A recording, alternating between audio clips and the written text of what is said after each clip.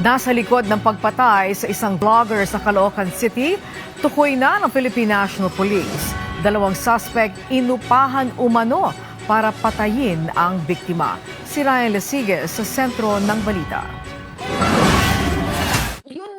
Madaling araw nitong Biyernes, July 17, nang barilin ng riding in tandem ang vlogger na si Mimi Alicia o Alicia Lipata sa tunay na buhay sa tapat ng kanilang bahay sa loob ng isang subdivision sa Barangay 171, Caloocan City.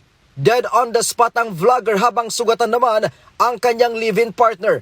Ang Philippine National Police o PNP, tukoy na ang pagkakakilanlan ng suspect. Sabi ni PNP Public Information Office Chief Police Colonel Allen Rayco, mga miyembro ng sindikato ang dalawang suspect. Lumalabas pa sa kanilang investigasyon na inupahan ang mga ito para paslangin ang biktima.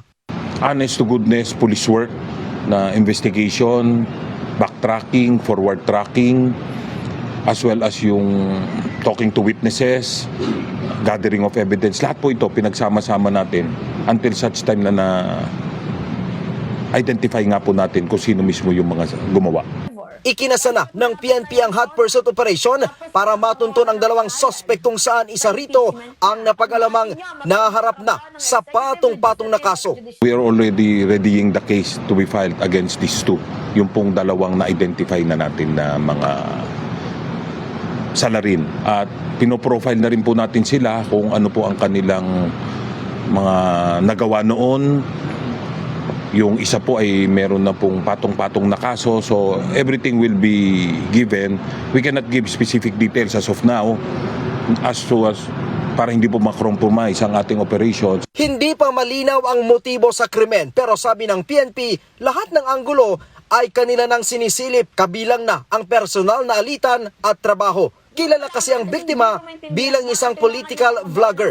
Kino-confirm pa po natin lahat kung ano yung of course we're sifting through all her yung tawag po natin diyan, yung vlogs, yung mga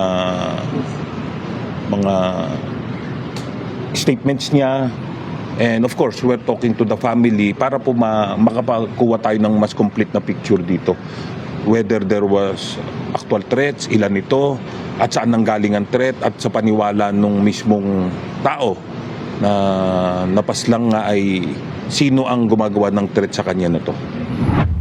Bagamat tukoy na ang riding in tandem, sabi ng PNP masyado pang maaga para masabi na ang mga ito ay miyembro ng isang sindikato o di naman kaya ay gun for hire group. Sa ngayon, inaalam na rin ng PNP ang mastermind sa krimen.